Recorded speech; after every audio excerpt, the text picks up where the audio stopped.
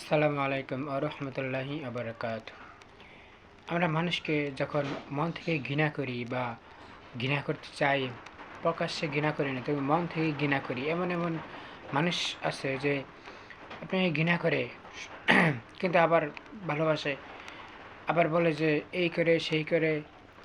আসলে আসলে কথা হচ্ছে ঘৃণা করার কথা নয়, কথা হচ্ছে ভালোবাসা। কিন্তু কিছু একটা কথা আছে না যে পাপকে ঘৃণা করো, পাপকে নয়, পাপীকে নয়, যে পাপ করে তাকে ঘৃণা করো না, যে যে কাজটা করলে পাপ হবে ওই কাজটাকে ঘৃণা করতে হবে। তবে ঠিক আছে, যে যদি আমরা পাপ কাজকে ঘৃণা করতে পারি বা ঘৃণা করলে তো ঘৃণিত জিনিস কেউ করতে চায় না।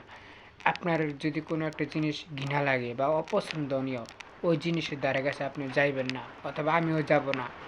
কিন্তু ও এরকমই, পাপ জিনিসটা এমনই প্রচণ্ড জিনিস, পাপ জিনিসটা এমন নাপাক জিনিস, পাপ একদম ঘৃণিত জিনিস। এটাকে ঘৃণা করতে পারলে তাহলে সকল খারাপ কাজ থেকে বেঁচে থাকতে সকলেই মুক্ত থাকতে পারবে।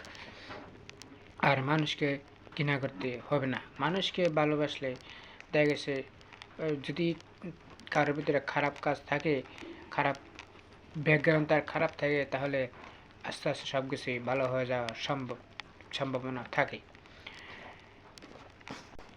এরকমভাবে অনেক দেখা যায় যে মানুষকে পাশে রেখে অন্য অন্য অন্য অন্যরকমভাবে দেখে অনেক মানুষ আছে। সেই থেকে ফিরে আসার প্রয়োজন, যেন আমরা সকলেই ভালোভাবে হয়ে থাকতে পারি এবং ভালোবাসতে পারি, সকলকেই ঘৃণা না করি, অপছন্দ না করি, তবে পাপকে ঘৃণা করতে হবে। যে কাজ করলে আল্লাহ তাআলা নারাজ হবেন এই কাজ করা যাবে না। সকলকে বোঝার তৌফিক দিন। আমিন।